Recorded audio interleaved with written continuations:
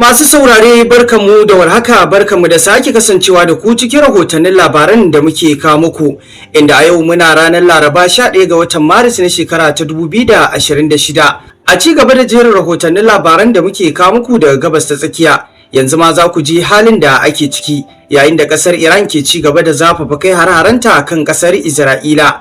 A yanzu kasar ta Iran ta yi babbar illa ga kasar ta Isra'ila. Iran ta kaddamar da hare-haren makamai masu linzami kan wasu sansanonin sojin Amurka da ke gabas ta tsakiya, kamar yadda wata sanarwa daga rundunar juyin juya halin Iran ta bayyana a shafinta na X.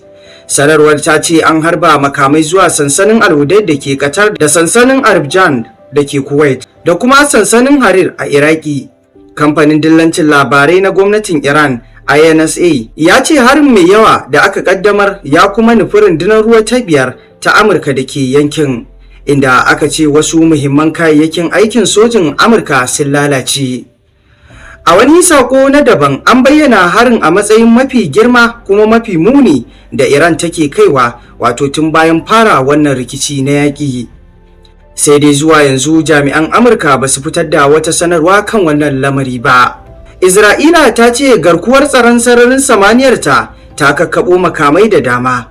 Rundunar juyin juya halin Iran ta ce ta kai hari ne wato kan wata cibiyar sadarwa ta tauraron ɗan adam a Haifa da ke arewacin Isra'ila. Tare da wasu sansanonin soji ta kai duka hari kansu. Iran ta kuma yi ikirarin kai hari kan wasu sansanonin sojin Amurka a yankin, ciki har da wurare a Kurdistan na Iraki da kuma Bahrain, tare da rahotannin wasu hare-hare a haɗaɗɗiyar daular Larabawa da Saudiya. Matakin Iran na faɗaɗa hararanta zuwa ƙasashen da ke da alaƙa da Amurka na iya yin tasiri mai yawa ga tattalin arziki na duniya. Amurka ta ce ta lalata jiragen Iran guda 16 masu sanya nakiyoyi a Hormuz. Rundunar sojin Amurka ta ce ta lalata jiragen ruwa na Iran guda 16 da ke sanya nakiyoyi a ƙarƙashin ruwa a mashigar Hormuz. Wata hanya ce mai mahimmanci ta fitar da wato kashi 20 na makamashin da ake amfani da shi a duniya. Bataliyar rundunar sojin Amurka da ke gabas ta tsakiya ta wallafa yadda ake kaiwa jiragen hari tare kuma da lalata su.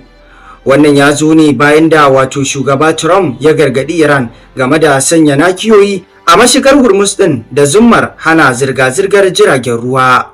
Kafin hakan, fadar White House ta karyata batun wato rakiyar wasu jiragen ruwa masu ɗauke da mai ta cikin mashigar na Hormuz, da sakataren makamashin ƙasar Chris Weeks ya wallafa wato cewa sojin ƙasar sun yi. Za mu ɗauki duk wanda ya fito zanga-zanga a matsayin maƙiyi. Shugaban 'yan sandan Iran ya yi gargaɗin cewa za a ɗauki duk wanda aka gani yana zanga-zangar nuna ƙin jinin gwamnatin ƙasar a matsayin abokin gaba. Ahmad Reza Radan ya ce a shirye jami'an suke su wato hukunta duk wani ɗan koren ƙasashen waje a wani shagube ga Amurka da kuma Isra'ila. An kai hararen jirage marasa matuƙa kan wuraren Amurka a Iraki. An kai hararen da jirage marasa matuƙa kan wasu wuraren Amurka da ke Iraki, ciki har da wani babban ofishin jakadancin Amurka da ke birnin Bagadaza a ranar Talata.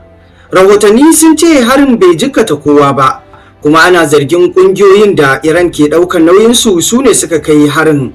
Wannan na kunshe ne a cikin wani saƙon gargaɗi na cikin gida na Amurka da wato jaridun nan na Washington da Reuters suka rawaito.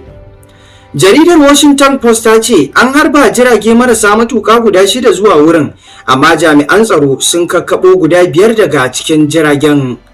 A arewacin Iraq kuma an kakkaɓo akalla jirage marasa matuƙa guda 3 a wajen birnin Erbil da ke yankin Kurdistan mai cin gashin kansa, ba tare da samun rahoton asarar rai ba. Akwai wani sansanin sojin Amurka kusa da filin jirgin saman Erbil, kuma birnin na daga cikin wuraren da hare-haren Iran da ƙungiyoyin da ke goyon bayanta suka fi kaiwa hare-hare a baya-bayan nan.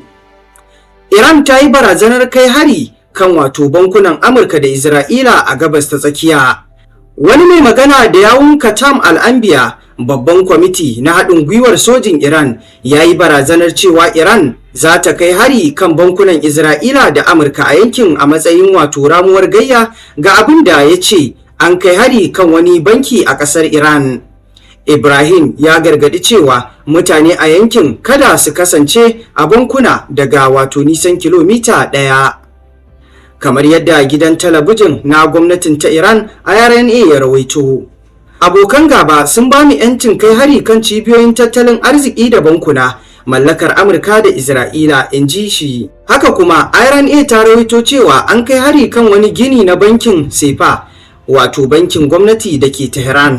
A ranar Talata, kafafen watsa labaran Iran sun rawaito cewa an samu wasu matsaloli a ayyukan bankin Sefa da wani bankin gwamnati mai suna Melli. Waɗannan dai su ne takaitattun rahotannin labaran da muke tafa da su a halin yanzu, kamar yadda kuka ji yadda wannan yaƙi ke ci gaba da aukuwa tsakanin ƙasar ta Iran da Amurka da Isra'ila. Yayin da har yanzu ake ci gaba da kaiwa juna hare-hare na makamai masu linzami da kuma jirage marasa matuka. Sai dai a rahotannin labaran yadda abubuwan ke nunawa, kasar Iran ta zafafa kai hare-harenta cikin Isra'ila a halin da ake ciki a yanzu. Wasu daga cikin mazauna biranen suna fita daga ciki saboda irin hare-haren da kasar ta Iran ke kaiwa. Hare-haren nata a yanzu sun rusa gurare masu tarin yawa. Iran tana samun nasarori masu yawa a harin da take kaiwa. Duk da kasar Isra'ila da Amurka suna kai mata hare-hare, amma asalin da Iran ta canza a yanzu tana samun nasarori sosai akan harin da take kaiwa. Jama'a, kasar Iran ta yi wa Isra'ila babbar illar da Isra'ila ba za ta taɓa mantawa ba. A cikin wannan yaƙi da yake faruwa, Western media kafafen yaɗa labaran yamma da waɗanda aka ɗauki nauyinsu ba sa fitowa su faɗa ainihin abin da ke faruwa. Iran tana yi masu illa sosai, amma ba sa fitowa su faɗa. A batutuwan da ke bayyana a yanzu, manyan makaman da Iran ta fito da su take harba su cikin Isra'ila ta ruguza masu gurare mahimmai manya da suka kai akalla guda 60, kama daga majiyar leƙen asirinsu, sansanoni na soja da dai sauran manyan gurare da suka danganci tsaronsu. A yanzu ƙasar Iran ta yi masu babban illa a kansa. Haka zalika, batun da ake yi tsaron sararin samaniyar su fa a yanzu ya fara samun gagarumar matsala, saboda baya iya tare har-haren da kasar Iran ke kaiwa. Kuma wani babban makami da kasar Iran ta fito da shi, wani makami ne da ya tashin masu da hankali, saboda idan aka harba shi tarwatsewa yake, idan ya tarwatse kuma sai ya fitar da wasu bama-bamai a cikinsa, wanda duk inda wannan bom ɗin ya sauka to sai ya yi babban ta'adi. Wannan wani salo ne da kasar Iran ta fito da shi. A yanzu fa kasar Iran ta fara gigita su. Kafafen yada labarai ba sa fitowa ne su faɗi abin da yake na zahiri akan irin barnar da kasar Iran ke yi. Kamar yadda kuka sani, kasar Amurka da Isra'ila suna da wani abu da har yanzu ba kowa ne ya gane ba, musamman ma kasar Amurka tana da propaganda. Idan tana da abu 100 sai ta ce tana da guda 50,000. Kaga ninkin baninki don ragowar ba na gaskiya bane. Duk da cewa Amurka an san super power ce, tana da abubuwa da yawa, amma mafi yawa tana cin yaƙi ne, tana rusa zukatan wasu ƙasashen tare da tsorata wasu ta hanyar propaganda. Propaganda na ɗaya daga cikin abubuwan da ya zama ƙarfin Amurka a yanzu, domin akwai abubuwanta da ake faɗa wanda ba su kai ga haka ba. Yanzu kamar kalamin da Donald Trump ya yi kwanaki, ya ce suna da makaman da za su iya yin yaƙi har abada. To wannan kalamin ai kana ji ba sai an warware maka shi ba. Taya Trump zai ce yana da makaman da za su iya yaƙi har abada? Shin ya san irin ƙalubalen da za su iya fuskanto su rasa waɗannan makaman? Abubuwa da dama dai za a iya cewa Amurka propaganda ce mafi yawan ƙarfinta. To a yanzu dai masu saurare, wallahi ƙasar nan ta Iran, irin abubuwan da suke faɗa a kanta suna yi mata, to rabi da yawanci ba haka bane ba. Irin nasarar da take a kansu ba sa fitowa suna batu a kanta. Sai dai kaɗan daga cikin kafafen yaɗa labarai waɗanda suke ba nasu ba, su suke fitowa suna maganganu akan wannan al'amari. A yanzu dai naɗa Mujtaba Khamenei, ƙasar Iran fa a yanzu ta ƙara miƙewa tsaye. Kai ka ce ba ta yi babbar asara na kashe mata babban jagora Ayatollah Ali Khamenei ba. A ci gaba da addu'a Allah ya ba wa Iran nasara. Iran insha Allahu za ta kai ga nasara. Ko muna roƙon Allah subhanahu wata'ala ya nuna masu ikonsa akan wannan ƙasa ta Iran. Wannan ƙasashe ƙawaye aminai na ƙasar Iran, ƙasar Rasha da ƙasar Kim Jong-un da China, suna gefe suna kallon abin da ke faruwa.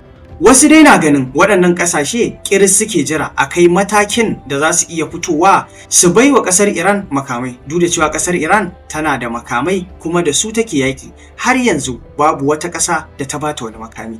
To masu saurare me za ku ce kan wannan batutuwa da ke faruwa a gabas ta tsakiya? Iran dai a yanzu ta gigita Isra'ila saboda jerin harare da ta kai masu ta lalata manyan mahimman gurare kusan guda 60. Wasu ma daga cikin mutanenmu tun lokacin da aka fara yakin da aka ce an kashe Sayyid Ayatollah Al-Khamenei, mutane wasu daga ciki suka fara fitowa, ai ya kamata kasar Iran ki janye wannan yakin, gashi nan daga fara yaki babu nasara, an kashe Sayyid Ayatollah Al-Khamenei. To wanda bai san yaki ba shi yake wannan magana. Kawai dan an kashe Sayyid Ayatollah Al-Khamenei sai aka gaya muku kasar Iran shikenan sai ta koma ta kwanta? A'a, zukatansu suna nan a tsaye.